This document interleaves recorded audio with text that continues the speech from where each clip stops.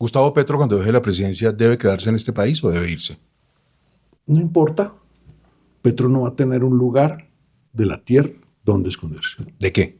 De la acción criminal, de los delitos de lesa humanidad, de abandonar a través de la paz total, con omisión consciente, culpable de alcance criminal, la defensa del territorio. Y en cuanto a lo que bien ha denominado al presidente de la crisis humanitaria en la salud, él y sus ministros de salud y sus superintendentes van a tener que responder ante el CIDH.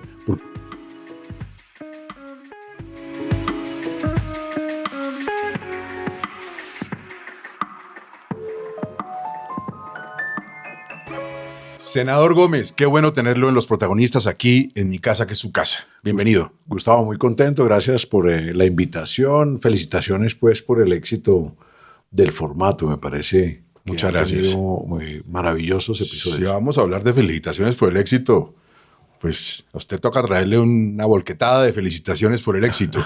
No, yo creo que no es la hora de individualizar este proceso, ni de dignidades, ni de reconocimientos. Este es un triunfo de la democracia, un triunfo del pueblo colombiano contra la dictadura. Yo estoy convencido de que fue eso, ese fervor y ese convencimiento de que estábamos al borde del abismo y seguimos al borde del abismo, que permitió el triunfo maravilloso de Abelardo el 21 de junio y nos permitió a nosotros volver con la Personería de Salvación Nacional al Congreso para darle lo que hoy día es como el núcleo de una bancada que se está conformando y que creo que va a ser muy robusta. ¿Cómo nos hubiéramos podido convertir en una dictadura de la mano de, por ejemplo, Iván Cepeda, con una constituyente? ¿Con qué? ¿Qué temían ustedes? Gustavo Petro e Iván Cepeda hacen parte de esa izquierda que dentro de las instituciones ha hecho todo lo posible por socavar la democracia. No solo legitimando la violencia terrible que por más de 70 años ha vivido el país de manos de sus colegas en la izquierda, en esa ambigüedad propia de la combinación de las formas de lucha, con los comisarios políticos, como lo fue el padre de Iván Cepeda para las FARC, en esa dualidad donde nunca se condena la violencia cuando proviene de la izquierda. Yo no he escuchado respecto al asesinato hace pocos días en el Cesar de 5 de nuestros policías ninguna expresión ni de Iván Cepeda ni de Gustavo Petro. Creo que Petro no asistía tampoco a los entierros de la fuerza pública. Ni ninguno de los miembros, de los 26 miembros por lo menos del Senado del Pacto Histórico los va a escuchar usted diciendo nada sobre eso, o sobre el secuestro de menores, el reclutamiento, la violación de menores, la siembra de minas quebrapatas. No, a nivel global existe como una patente de corso cuando la violencia proviene de la izquierda marxista, y yo creo que Petro y Cepeda han estado enquistados en el sistema, ordeñando el sistema para poderlo destruir, y ellos nunca han sido demócratas. La colocación de estas personas y de esas agrupaciones políticas en el espectro democrático viene de un deseo de demoración, pero es un deseo que no coincide con la realidad. Iván Cepeda venía con ese propósito de romper la continuidad democrática y no logra el triunfo, pero sí rompe la continuidad democrática. Hoy tenemos un presidente en ejercicio que no reconoce el resultado electoral, Iván Cepeda que desconoce el resultado electoral, y ayer, hace pocos días, en el Senado de la República, Isabel Zuleta, otra de esas orgánicas de la extrema izquierda guerrillera en el país, dice específicamente y le pide al Congreso una proposición para que no posesione al presidente y desconozca el resultado de las elecciones del 21 de junio. Eso en los países civilizados, Gustavo, se llama una intentona de golpe de Estado. ¿Por qué molesta tanto a algunos sectores la cercanía, el cariño, el apoyo del presidente electo con la fuerza pública? No solamente con el acto simbólico de la posesión, sino, bueno, desde el saludo de campaña, todo. Firme por la Patria nace con un concepto dual, que es firme usted la constitución del movimiento de ciudadanos que llevó a Abelardo a la presidencia. Era una forma habilidosa de usar el verbo, pero también un símbolo del guerrero. Este es el símbolo universal del guerrero, de aquel que está comprometido con una causa, de aquel que está comprometido con la democracia. Y a la izquierda, desacreditar a nuestra fuerza pública, amarrarla generarle protocolos de operación inviables, perseguirla judicialmente, denigrarla en lo que ha sido 70 años de lucha incesante contra la subversión, es parte esencial del objetivo que casi alcanzan, o que alcanzaron con Petro, que sembró las bases con la robadera, con la intervención en la elección, nunca antes vista. Gustavo, no hay ningún precedente de un presidente de un alto gobierno interviniendo en un proceso electoral como el que vivimos el 21 de junio. Y en esa estructura, socavar la legitimidad, romper o crear falsos relatos sobre la fuerza pública es esencial. Y el establecimiento colombiano, bogocentrista, durante décadas, tal vez yo lo recuerdo desde Belisario, empezó a comprarse ese relato. Muchísimas de las élites del país se sentían cómodas con eso, por afinidad, por presión de grupo, porque muchos estudiaron en centros de estudios socialistas en Colombia o en el exterior y empezaron a comprar ese relato y a volverlo un relato, diría yo, casi que restrictivo, universal, una narrativa frente a la cual no se podía hablar. Hablando de guerreros, el señor presidente de la República dijo el otro día que él ni siquiera había sido miembro de una guerrilla, que él había sido miembro de los ejércitos de Simón Bolívar. ¿Qué opina de ese concepto de guerrero? Ahí, mire, el espacio que tiene la izquierda en este país para tergiversar, para inventar, para entretener con falsos relatos a la opinión pública es infinito. Y eso no tiene auditoría. La izquierda miente como, no como un rasgo de carácter, como una herramienta de guerra dialéctica. Y la mentira en el discurso del presidente el pasado 20 de julio en el Congreso pues era la constante.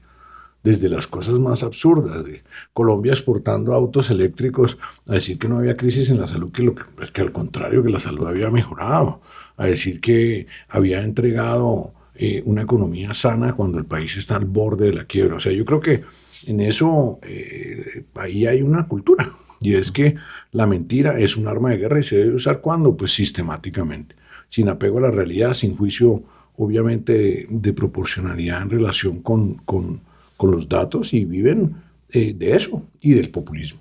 Porque si hay populismo, Gustavo, es porque funciona. Claro, vende. Eso vende. Y una medida como la del salario mínimo, que es beneficiosa para un sector de la sociedad, no tan grande realmente, se traslada a todos los costos. Y ya 6 meses después de implementada la inflación, la carestía que viven las familias colombianas, pues los está devorando. Pero el ciudadano vive el momento. Vive de impresiones, vive de sensaciones, y obviamente es un aumento histórico. Quiero hablar de otro guerrero. Me corrige si me equivoco, senador Gómez. Usted fue soldado raso, usted prestó el servicio militar. Mi servicio. ¿Cómo era usted de soldado? No me lo imagino, pues no Por quiero ahí ser. Le mando ahora unas fotos para que, ¿En serio? para que las publique, claro. Uy, pero eso, mejor dicho, era casi gladiador romano, eso fue hace mucho tiempo. Uy, hace rato. Sí. Hace rato. ¿Cómo le fue de soldado? En el año 86 tuve la fortuna, el privilegio de integrar una unidad de élite que es la Escuela de Lanceros en el fuerte de Tolemaida. Entonces era la 10ª Brigada, creo que hoy ya no tiene esa denominación. Es la escuela de formación esencial para las unidades de combate. El curso de Lanceros es tal vez el curso más duro que existe en el ejército colombiano. Fui instructor, comandante de curso 2 semanas, que eso da para enloquecer a cualquiera. Y tuve muchas experiencias maravillosas en el ejército. Conocí gente de todo el país, no solo regionalmente diverso, porque ahí llegaban reclutas de todas partes de Colombia, de todos los estratos ¿Y sociales. pasó algún susto en el ejército? De todos los días. Todos los días, desde el cimbronazo de la Diana, pasando obviamente por las pruebas físicas, las pruebas de confianza, que en la Escuela de Lanceros son famosas, son muy exigentes. Miedo, obviamente, muchas veces a no tener la capacidad de aguantar, de terminar las marchas de infantería. ¿Estuvo en combate alguna vez? No, gracias. No. En ese momento los bachilleres no enfrentaban, sino subsidiariamente, las acciones de los grupos de guerrilleros. Las unidades de combate eran las que se llamaban antes las tropas regulares, que eran conscriptos, no bachilleres. Mucho antes, estoy hablando del año 86, de que iniciara la doctrina de soldados profesionales, pues que vino a reemplazar lo que existía en aquel entonces, ¿no? ¿Y en Colombia hay que echar plomo? Yo creo que esa definición ya es un prejuicio. Aplicar la ley es aplicar la ley. Hacer cumplir la Constitución es hacer cumplir la Constitución. El monopolio de la fuerza del Estado. Ese ejercicio cuando se cae, y lo digo con todo respeto, porque precisamente con Abelardo, y gran parte del éxito de Abelardo es retomar una narrativa de legitimidad, ocupar el territorio y brindarle seguridad y tranquilidad a los ciudadanos es el deber esencial de un Estado. Un Estado que no brinda esas garantías es un Estado que fracasa en su misión fundamental. Y eso, precisamente esa narrativa que yo mencionaba ahora, muy propia de la izquierda, lo simplifica y lo trivializa. Es decir, es que usted lo que quiere es salir a echar plomo, usted lo que quiere es guerra. No, nosotros venimos con un mandato potente de 13 millones de colombianos aburridos de vivir en la intranquilidad, sin la seguridad. En un contexto, Gustavo, que la gente olvida. Hay 1,3 millones de colombianos se fueron del país en el gobierno de Gustavo Petro. Y una de las principales razones por las que se van es por la pérdida de la esperanza de que este sea un país que puede llegar a vivir en paz. Y eso hay que cambiarlo. No podemos seguir en esta migración, en esta votación con los pies, porque la gente que se va muchas veces se va en condiciones muy difíciles. Se va a países donde le toca trabajar terrible, donde además se queda expuesta a los traficantes de seres humanos. O sea, la gente se va a un enorme riesgo con tal de abandonar este país. Y nosotros, nuestra apuesta es que vuelva a brillar la luz de la esperanza en los ojos de todos los colombianos, que creamos que aquí podemos realizar nuestros sueños. Gustavo Petro, cuando deje la presidencia, ¿debe quedarse en este país o debe irse? No importa. Petro no va a tener un lugar de la tierra donde esconderse. ¿De qué? De la acción criminal, de los delitos de lesa humanidad, de abandonar a través de la paz total, con omisión consciente, culpable, de alcance criminal, la defensa del territorio. Y en cuanto a lo que bien ha denominado el presidente de la crisis humanitaria en la salud, él y sus ministros de salud y sus superintendentes van a tener que responder ante el CIDH por crímenes de lesa humanidad, porque lo hicieron a propósito. Y para generar además un contexto donde se ha saqueado la salud, como lo hemos venido denunciando en este que el presidente llamó el empalme anticorrupción. Eso me lleva a preguntarle, pues lo obvio que le preguntan en todas partes, no es que usted vaya a tomar la decisión, por supuesto, para eso hay una arquitectura jurídica del Estado, pero es un consejero que le habla al oído al presidente de la República. ¿La extradición de Petro sí le suena a usted? Yo creo que el patrocinio, apoyo y complicidad del gobierno de Gustavo Petro con las organizaciones terroristas internacionales que operan en Colombia está más que probado. Y no solo me refiero al caso lamentable de Calarcá. Ya sabemos que el Clan del Golfo también recibió los mismos beneficios a través del comisionado Danilo Rueda y el ministro de Defensa Iván Velázquez. El acervo probatorio es gigante. Aquí, ¿qué pasa? Muchos de los testigos no han podido hablar porque la DNI anda amenazando a los testigos de la corrupción, anda amenazando a los testigos de la paz total, pero ya tengo las identidades. Yo sé que agentes de la DNI son los que van e intimidan a funcionarios del mismo gobierno, son los que van e intimidan a los contratistas y les muestran sus pistolas como señal de intimidación para que guarden silencio, pero eso va a cambiar. ¿Cuándo nos va a contar?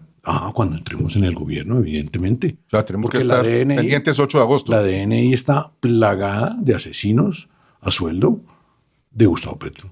Y la DNI es copartícipe de un crimen de Estado. Y a mí me duele mucho esto, Gustavo. Yo he dedicado 22 años de mi vida crimen de Estado. A resolver el crimen de Estado de Álvaro Gómez. ¿Su tío? Sí, mi tío. He luchado contra viento y marea durante todos estos años. A un costo enorme, ¿no? Sí, señor. Pero logramos la declaratoria de crimen de lesa humanidad por la participación del alto gobierno de Ernesto Samper en 2017. ¿Quién mató a Álvaro Gómez? El régimen, como lo hemos venido diciendo, el alto gobierno con la complicidad de Orlando Henao, el hombre del overol, para frenar o para lograr, la primera exoneración de Ernesto Samper en el proceso 8000 en diciembre de 1995, y lo lograron. Eliminando a Álvaro Gómez se logró el voto de muchos representantes de la Cámara conservadores que votaron por la absolución porque al gobierno le faltaba. Esa es una votación de quórum especial, o de mayoría especial, y les faltaban los votos. Y con Álvaro vivo era imposible mover a esos representantes porque el costo político para ellos era demasiado. Voy a usar la palabra complicidad, pero en el mejor sentido de la palabra. Usted tenía una complicidad con su tío, no sé, creo que además eran medio contemporáneos y tenía una complicidad cultural y de estética y de lectura y de aprecio por el arte. Se sintonizaba mucho con él. Álvaro Gómez, ¿qué pensaba de la muerte? Pues mire, yo tuve 2 momentos de cercanía con Álvaro. Siendo muy joven, estudiando en el San Carlos, en el Colegio San Carlos, en algún momento mi abuela enfermó muchísimo y mi madre la cuidaba en casa y era difícil estudiar en casa. Y Álvaro me dijo, vete para mi casa y estudia ahí. Llegas del bus, te bajas ahí. Y entonces tuve primero una relación íntima con su biblioteca. Y a mí me encanta mirar bibliotecas. Como aquí me siento tan bien tratado como en casa, creo que me voy a llevar incluso unas cositas. Los que usted quiera. He visto unas cositas que están... Los libros son para que la gente los lea. Sí, no, para robárselos. Eso está clarísimo.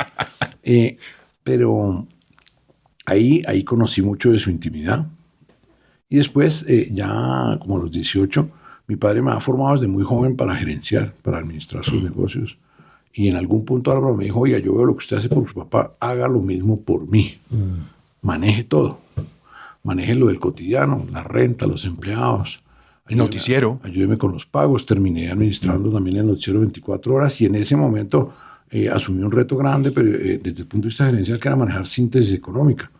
Un capricho maravilloso de Álvaro, que era volver pública la información en economía cuando aquí no había cobertura. Esa fue en un economía. poquito como el papá de los portafolios y de los salmones, claro, y todas las publicaciones especializadas de economía. Eso nació en el 74. ¿Está con Masuera eso? Masuera fue director. Masuera, Daniel. Daniel fue director durante mucho tiempo, también Álvaro, tal vez mi padre, y era una de las consentidas de Álvaro.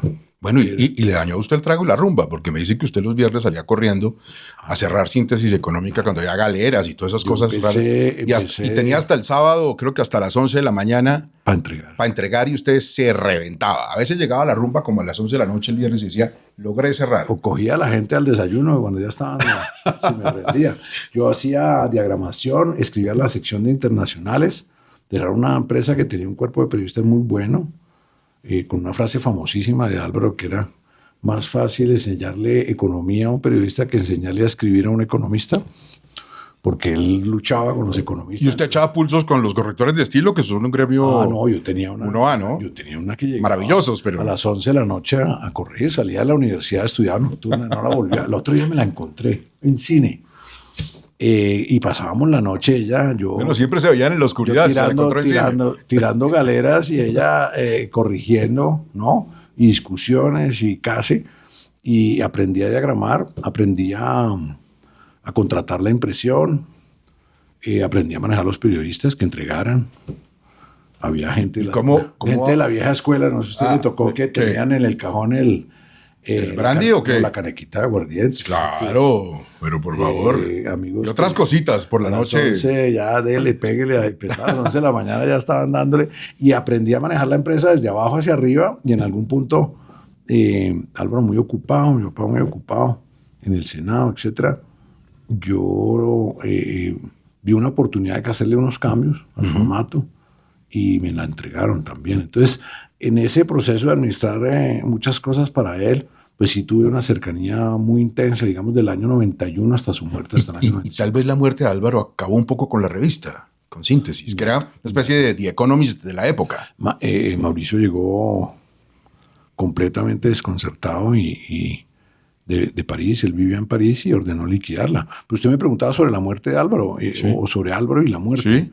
Ninguna consideración. Unas personas como ellos que vivieron una vida, yo diría, azarosa.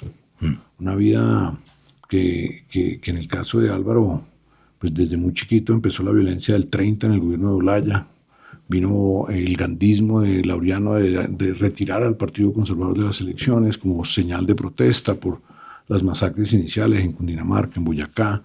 Vino el retorno del conservatismo al Congreso, la lucha por la reconquista del poder, pues súper traumática, el 9 de abril, la pérdida de todo el patrimonio familiar, la quema del siglo, la quema de la casa de Torcoroma en Fontibón. La persecución. La persecución, pues ya para ese entonces ese era el tercer exilio de Álvaro. De Laureano se había tenido que exiliar con el escándalo de la Handel, cuando cayó López Pumarejo, por su famoso cabezote de quién mató a Matoco. A Matoco, que fue tan famoso, ¿no? Y que tumbó a López Pumarejo por el famoso hijo del Ejecutivo. Entonces ellos vivieron una vida dura, dura, donde la violencia afectó directamente sus casas, la bomba contra Laureano en su retorno al país después del exilio, ahí en la calle 36, la destrucción otra vez de la casa completa, después la violencia del narcotráfico, de la guerrilla, ¿no? El secuestro con el M-19, pues que fue una cosa terrible y traumática, un escolta asesinado. Ese día Álvaro iba armado. ¿Iba armado? Claro, con un 32 corto que llevaba para nada, pero era una sensación de cuidado, y el escolta pues lo partieron en dos los señores del M-19 con una ametralladora 9 milímetros, estando al lado de su esposa, de la señora Margarita, ¿no? Saliendo de misa en la Inmaculada.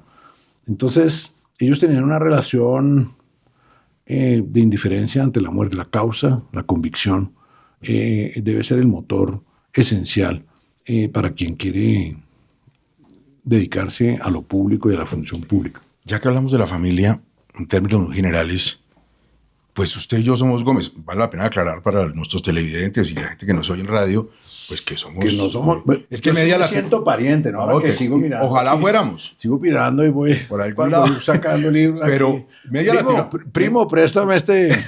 Media Latinoamérica es Gómez. Pero el Gómez de ustedes tiene un peso muy especial. Por Laureano, por Álvaro, incluso por su padre, en la derecha, para algunos en los extremos. Ha sido difícil, es un orgullo, pero ha sido difícil también en la vida real cargar con esa familia Gómez encima para usted. Para mí nunca lo he sentido como un lastre. He disfrutado leyendo a Laureano desde muy joven.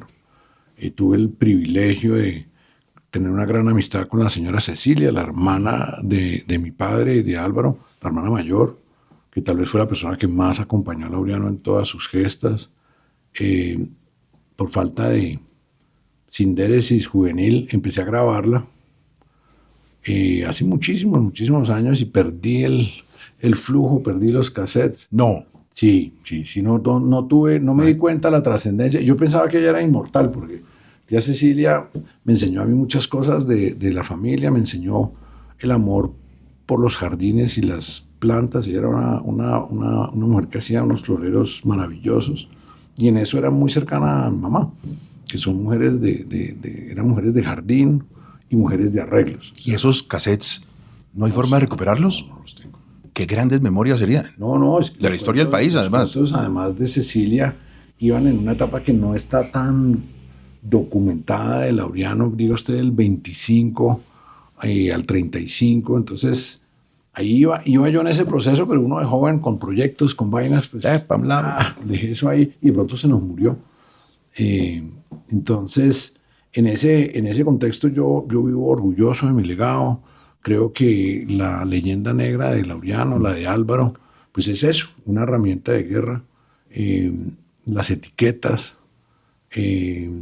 la cancelación que sufrió Laureano fue de sus logros. El hombre que trajo la modernidad a Colombia como ministro de Obras, el hombre que en su gobierno, apenas en un año de gobierno, logró unas transformaciones gigantescas para el país, que institucionalmente muchas de ellas siguen vigentes. Pero genera odios, ¿no? No, yo creo que la cultura del sectarismo que el amigo Constaín ha descrito de manera bastante hábil. Por ahí está el libro, míralo, allá está el libro de Constaín. ¿Sí? Pues ha servido para defender el régimen y el establecimiento. Lo que mi familia ha sido es una figura que enfrenta al establecimiento, y yo me siento hoy sumamente orgulloso, porque yo nací en el discurso del régimen de Álvaro Gómez. Ese discurso, yo era director administrativo de 24 horas cuando él lo mandó grabar. Y entonces me llama y me dice: necesito 4 cámaras en el Centro de Estudios Colombianos. Y yo, pero 4 cámaras. 4 en esa época, sí, imagínese. Eso era 4 taxis, 12 personas, porque eran otras cosas distintas. 4 motos trayendo después. Eso era con caseteras y cables. Sí. Y eso era un lío. Y él, pues, era el dueño y el jefe. Mire a ver cómo hace. Y Raúl Gutiérrez Cures. Me acuerdo, es mi colega. Gran amigo y toda esa vaina. Gran Entonces tipo. Montaron eso allá, yo mandé el equipo. Él no había anticipado nada, él no consultaba mucho sus discursos, y se echa ese discurso que hoy día está en las redes para los que lo quieran ver, que es cuando él se da cuenta de lo podrido que ha llegado a estar el establecimiento del Estado colombiano, a pesar de ese gran esfuerzo y esa gran ilusión de la Constitución del 91, el establecimiento venía y seguía en una degradación, capturado por intereses especiales, unos criminales, como el narcotráfico o como la corrupción, otros empresariales, ¿cierto? Desde el punto de vista de los grandes grupos económicos, el capitalismo de amigos, que era tan propio o es tan propio del Estado colombiano, por la subversión que había permeado muchísimas instancias ya gubernamentales, y el poder judicial, el poder eclesiástico, la policía, todos en eso que él llamó un gran concierto de complicidades. ¿Y por qué se dio cuenta él de eso? Pues porque a medida que avanzaban las revelaciones del proceso 8000, Álvaro se daba cuenta que incluso en su entorno de cercano, estaban salpicados. Hombres leales a él durante muchos años estaban completamente salpicados. Y cuando declaró Rasguño en el proceso del homicidio de Álvaro Gómez, que Orlando Henao le había mandado como 10 o 15 emisarios, se refiere a altas figuras del establecimiento colombiano, que venían a ofrecerle a que se quedara callado, a transmitirle amenazas, a ofrecerle dineros. A pararlo. Sí, y empezamos en esa búsqueda con mi padre y con Roberto Camacho, que en paz descanse, a atar la realidad colombiana. Gustavo, vemos lo que nos dejan ver. Y esto me lo dijo un testigo de la mafia muy importante. Me dijo, usted tiene que entender que nosotros, el régimen, le mostramos al pueblo colombiano una realidad, la que nos interesa. Pero la realidad, y estoy usando la mesa como ejemplo, tiene dos caras en Colombia. El iceberg del Ellos Titanic. hablan de los blancos, que son los que están arriba, y los negros, que son los que están abajo, que son los que viven las sombras del crimen, de la complicidad, de la manipulación de los jueces, de la manipulación de lo público. Y todos esos tienen un motivo de unión, que es: yo te dejo hacer porque sé que estás violando la ley, estás abusando de los recursos, y tú no me jodes. No me toques a mí. No me tocas. Es un concierto de impunidades. Y Álvaro fue haciendo y tejiendo, y ahí nace el discurso del régimen. Y ese es un discurso potente, es una obra máxima, en mi opinión, de la política colombiana, ignorada, porque el régimen la ha cancelado. Y eso es algo que vamos a publicar ahora, y una de las mayores coincidencias que yo tengo con Abelardo desde el inicio de este proceso, que Abelardo pues, fue discípulo de Álvaro, estaba en la universidad el día de su homicidio. ¿Ustedes no se conocieron en la serie, o sí? No, yo soy mucho mayor que ellos. Mucho mayor. 10 años más que Pero él estaba en la universidad el día que mataron a Álvaro. Y esa generación, que es la misma del presidente Duque y de otras figuras importantes de la vida pública colombiana, pues se criaron cuando esa universidad, se educaron en esa casa de estudio cuando era una casa de estudio militante, para traer de vuelta las ideas conservadoras. Es una decisión de mucho profesor javeriano también. Es que es una decisión de la Javeriana, de la Compañía de Jesús, porque en palabras de Álvaro, el día en que la Compañía de Jesús tomó la opción por la izquierda, pues ellos se pararon y se fueron. Y armaron eso. Y es un centro de estudio que hoy sobrevive, ya no tan militante como en aquel momento, porque mi padre era el presidente del Consejo Administrativo y Álvaro era el presidente del Consejo Académico. Estaban encima. Y ahí se impartía una visión del mundo que en una medida muy, muy importante explica lo que es Abelardo hoy en términos políticos. Y ahí, en esa coincidencia, por eso decía, me siento súper orgulloso de que logramos triunfar con un discurso contra el establecimiento. Le quiero preguntar por otro gran líder político. ¿Usted qué piensa de Álvaro Uribe Vélez? Mi mayor respeto por su legado. Creo que fue un presidente que cambió el destino de Colombia en muchas cosas, valiente y claro y directo en el discurso, y rompiendo precisamente una parte de esa retórica de la izquierda militante que ha querido destruir esta democracia. Y creo que ha tenido enormes logros como presidente. No creo que haya tenido tantos logros como expresidente, pero es una figura muy respetable, una figura que el pueblo colombiano sigue queriendo, y sigue siendo obviamente una persona en donde existen muchas coincidencias, al cual le tengo mucho respeto, al cual creo que se le ha vulnerado su seguridad jurídica de manera injustificada como parte de esa combinación de las formas de lucha. Y por eso su perseguidor es el hijo del comisario político de las FARC. Me ha dicho 3 veces la palabra respeto para hablar de Álvaro Uribe, pero en el momento político que usted vive y que vive Abelardo, ¿ese respeto no se transmite al Centro Democrático? ¿No respetan ustedes al Centro Democrático? No, es un partido importante. Álvaro Uribe tiene pues, el privilegio, pensaría que único, en la historia democrática de Colombia, de haber fundado 2 partidos que aún sobreviven pues, casi ya décadas después de su nacimiento. Eso no lo puede contar nadie. Y demuestra obviamente no solo su convencimiento en torno a las formas democráticas.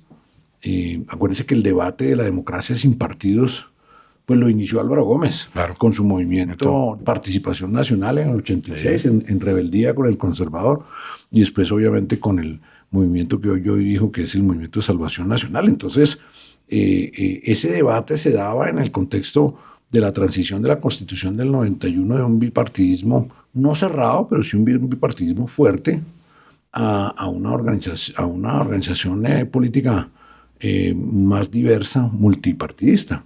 Y yo creo que en ese sentido, pues Álvaro Uribe ha aportado mucho. ¿Y usted es partidario de la democracia? De que haya un gobierno cerca del Centro Democrático, cerca del uribismo? Yo creo que el tema es distinto. A ver. Yo creo que aquí el consenso con el cual yo me uní a Abelardo es un consenso sobre ideas, propuestas, principios y programas. Un acuerdo sobre lo fundamental, como decía que Álvaro, ha sido muy potente.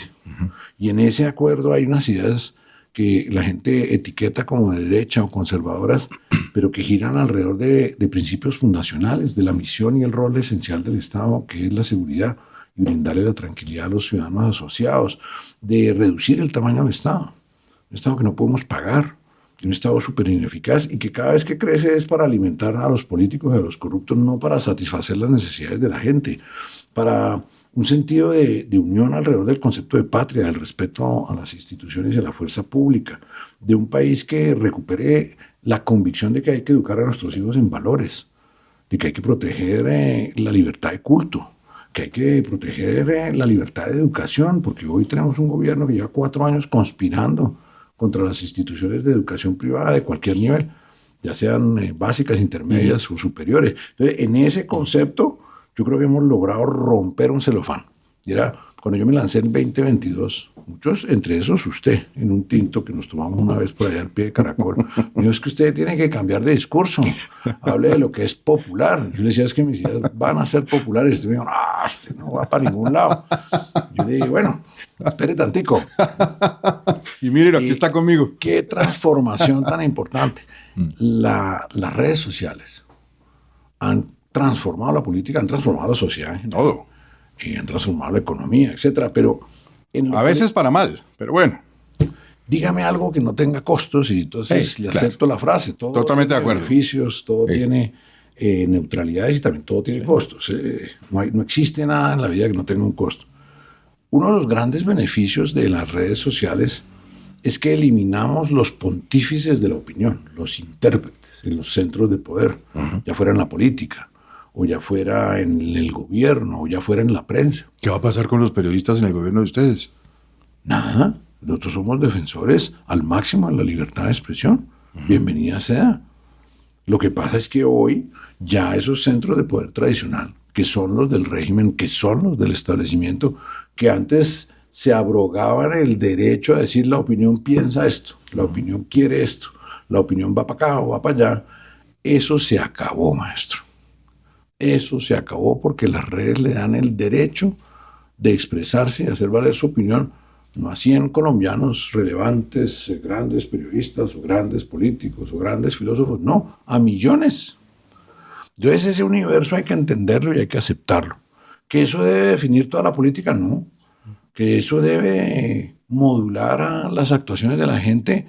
Pues no necesariamente. Pero esa opinión es real.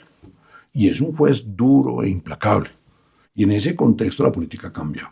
Y esos colombianos premian la coherencia. Y Abelardo es presidente porque ha sido coherente, porque en lugar de acudir al expediente mañido de los moderados, que es complacer a todo el mundo, y ponerle el salpicón ideológico. Entonces meto aquí, entonces no hablo de esto y pongo uvitas y pongo papaya y pongo melón, que es un producto además exclusivamente colombiano, ¿no? Pongo guanábana, pongo no sé qué. Entonces atiendo todos los intereses y me presento como un salpicón ideológico. ¿Y quedó bien con todo el mundo? Y quedo bien ¿O mal? con todo el mundo o quedó mal con todo el mundo. Y Abelardo, al contrario, ha sido un hombre consistente, coherente, la doctrina, la extrema coherencia, que es tan sencilla.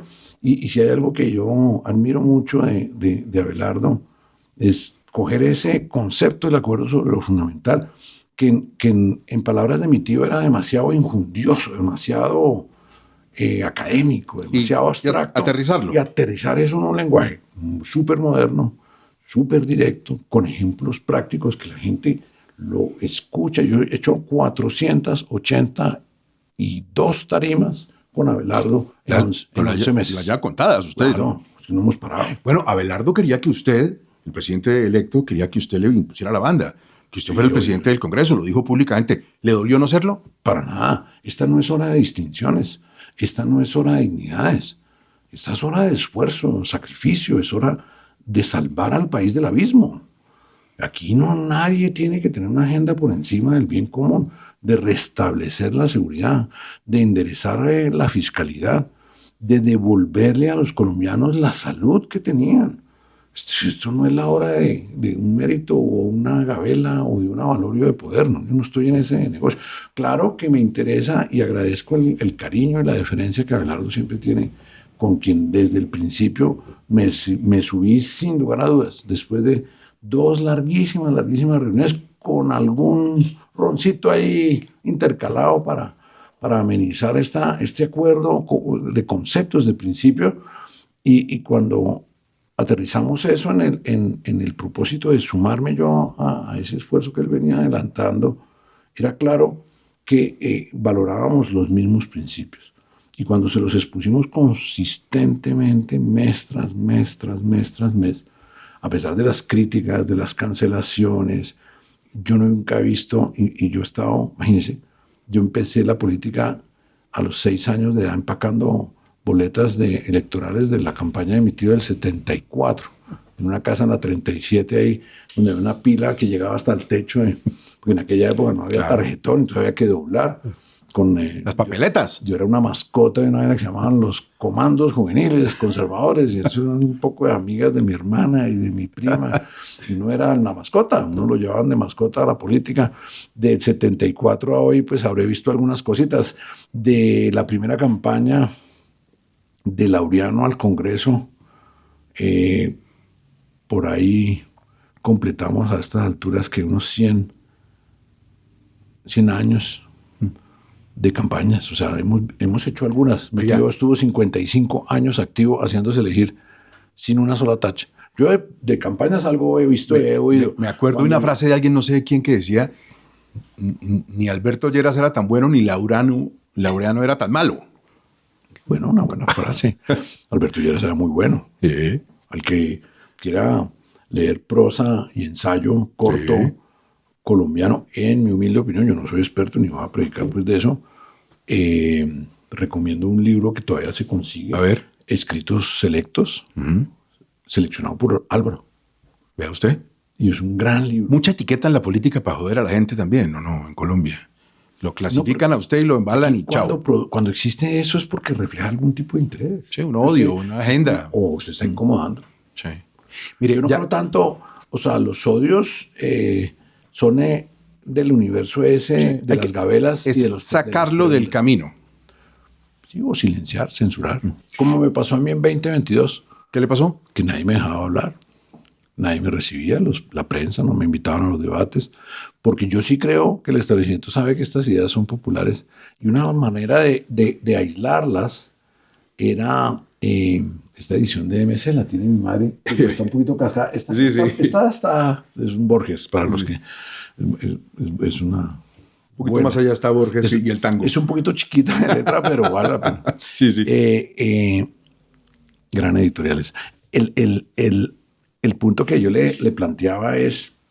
Que no le ponían cuidado. Abelardo entendió el concepto de que usted puede comunicar directamente. Eso no es igual a democracia popular directa. es comunicación directa. Pero Petro también lo desarrolló. No, el que inventó eso en Colombia fue Petro. El que lo vio primero fue Petro. Sí. Y creo que ha hecho efectivo, además, una labor de excelencia en eso, en el sentido... Hay que reconocerlo. Para el mal de la democracia colombiana, pero son unos genios en esa vaina. Pero la curva de aprendizaje de Abelardo ha sido muchísimo más rápida. Yo no le voy a contar su vida porque mal haría. Pero ya que está hablando de eso, de que usted sí llegó a un acuerdo con Abelardo, de que sí se entendió con él, yo no sé por qué oí alguna vez la historia de que usted buscó a muchos de los chiquitos, a Echeverry, a Luna, a todos ellos, incluso a Paloma, y no le pusieron cuidado. ¿Eso es verdad o es mentira? Yo hice una propuesta pensando, como pensó la izquierda, en que la consulta interpartidista o interna debía ser en octubre de 2025. Eso es. Y la historia me dio la razón. Porque ¿cuáles candidatos llegaron a la segunda vuelta? Los dos que eran candidatos presidenciales en octubre de 2025. Yo fui a donde estas figuras sacrosantas del establecimiento, les ofrecí mi partido. Todos tuvieron un reflejo que me desconcertó. ¿Qué? Era, no, yo en usted no confío. Y yo, bueno, pues te estoy ofreciendo que te doy un aval para que vayas a una interna y seas candidato en el momento que es. Y les explicaba mis razones. Y les decía, yo creo que usted y yo podemos llegar a unos acuerdos, o este grupo puede llegar a una línea base. Yo tengo un partido que está fundado sobre el acuerdo sobre lo fundamental. Y todo el mundo mirando despectivamente el proceso, desconfiadamente. Y yo creo que la desconfianza sí es reflejo del alma de uno. Esa es mi realidad. Y todas esas personas... y dije, bueno, pues lástima porque creo que están equivocados. Y mire que eso, yo encuentro estos puntos de acuerdo con Abelardo en agosto. Nos encontramos en el turno de la Puerta Roja en julio en Medellín. Él pidiendo entrada a la consulta y yo pidiendo la posibilidad de una coalición con la lista del CD al Senado. ¿Por qué? Porque le había dicho a todas esas figuras que para que confiaran yo no competía. Yo me iba al Congreso. Una muestra absoluta y les entregaba ese espacio para de creencia en lo fundamental. Y se ahorraran las firmas. Claro. Que a mí sí me parece que se desnaturaliza un poco cuando se vuelve sistemático. Y en ese fin de semana en julio, en la Feria de las Flores, me encontré con Abelardo, nos cogió la noche, y siempre mamando gallo con Abelardo, porque él es un hombre pues muy simpático y toda esa vaina y tal. Y le dije, ¿qué más vas a hacer? No, voy para la Puerta Roja. Y, mierda, yo voy el domingo y tal, papá. Y hablamos, no sé cuántos. Y en agosto empezamos a hablar en Barranquilla. Y fíjese, en una discusión que tuvimos con Abelardo, sus estrategas, yo les decía, no, es que apenas elijan a Cepeda, que todos sabíamos que iba a salir, claro, era el único candidato, yo les decía, hagamos algo donde él, nuestro candidato Abelardo, inmediatamente se consagre como el alter ego de Cepeda. ¿Y usted qué se imagina? No, una vaina a lo gringo. Contra este. Claro. Yo me imaginaba un teleprompter, que es otra señal de poder presidencial, lo quiero ver con su familia, vestido así. Entonces empezamos a hacer una tormenta de ideas y como todo lo de este equipo, que es una maravilla, porque es un equipo muy concentrado, pero lleno de entusiasmo. Con el ladito de perro, ¿a dónde llegaron? Entonces me dije, ¿qué hacemos? Y no, yo ponemos como unas 1000 personas en un set, y entonces vamos haciendo como un pregrabado y una cámara móvil y tal. Entonces alguien dijo, 2000, pero ¿por qué 2000? Y pues porque va y consiga 2000 y el set y la... Entonces, no, pero ¿por qué no hacemos uno más grande? Bueno, pues como ¿qué tan grande? No, unos 5000. Entonces yo pensaba en otros auditorios que sirven para eso. Y dije, bueno, pues sí, lo llenamos. Y se fue creciendo el asunto. Y de pronto Abelardo, pero, Porque, ¿tú qué estás hablando? ¿Aquí? ¿Y por qué no el Movistar? Y entonces, ¡pam! Y entonces, que eso fue monstruoso. Silencio así de esos que el Movistar... Entonces inmediatamente tú en el teléfono, ¿no? ¿Cuál es el aforo del Movistar? 16,000. 16,000. Y se quedó gente afuera, ¿cierto? 5,000 personas. Casi hubo un evento de orden público por cuentas. Ya que lo oigo. Y lo llenamos. Y quedó además, mire, los productores, el estratega, el diseño, el evento, el discurso de Abelardo. La transmisión. Rompimos el streaming. Oiga, ya que lo oigo que me imita Abelardo, presidente electo, es un buen imitador. Lo hace cada vez menos, pues porque obviamente está concentrado en gobernar y toda esa cosa. No, no es por eso. ¿No? No es por eso, ¿por qué no lo hace? Por eso es una transición, porque hay que dignificar el oficio público, hay que dignificar... Todo tiene un tiempo. Sí, claro. ¿Pero él alguna vez imitó a Álvaro Gómez? A ver, ¿yo qué te puedo decir? Un recuerdo sobre fundamental, es una cosa importante.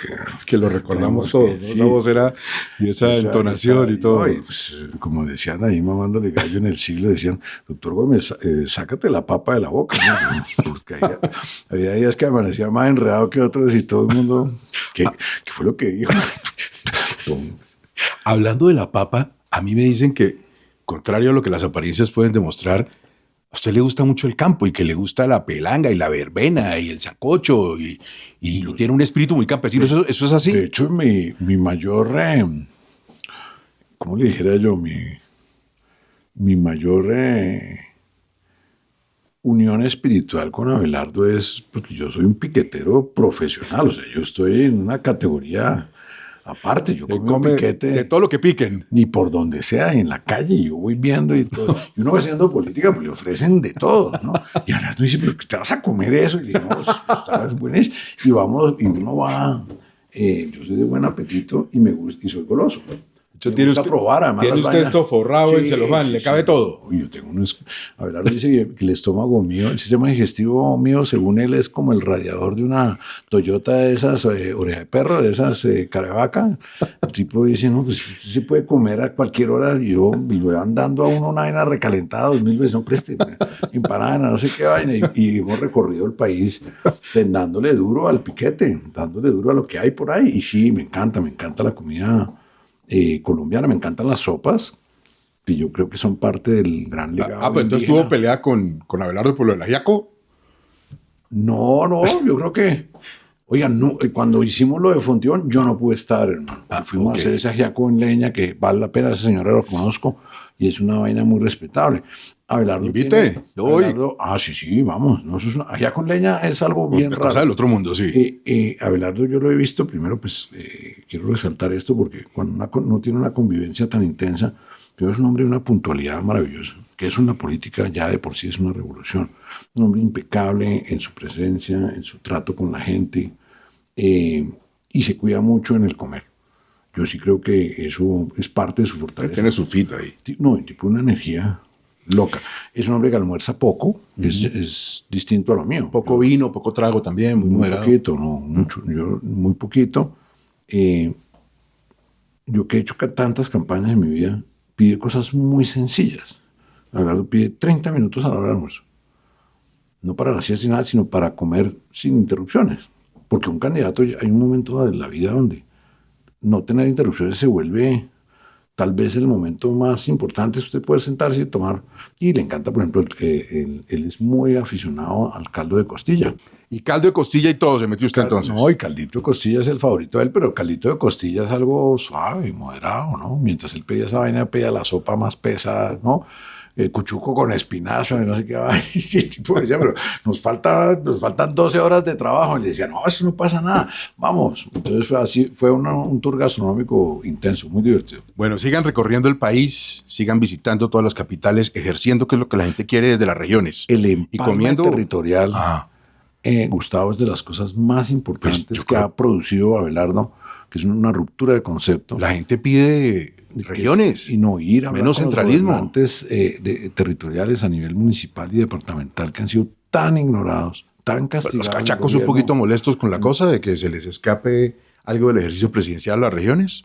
El cachaco es bravo para eso. Y el cachaco devora a la gente de provincia y la somete a su propio estándar y a su visión centralista, y el compromiso del presidente es la descentralización. Creo que el empalme regional es un cabezazo. Los alcaldes, los gobernadores se fajan y tienen sus proyectos, se les ha creado una metodología. Yo creo que van 8 o 9 departamentos. Entonces, y van a ser 4 años así. Es un símbolo. No, Abelardo es incansable.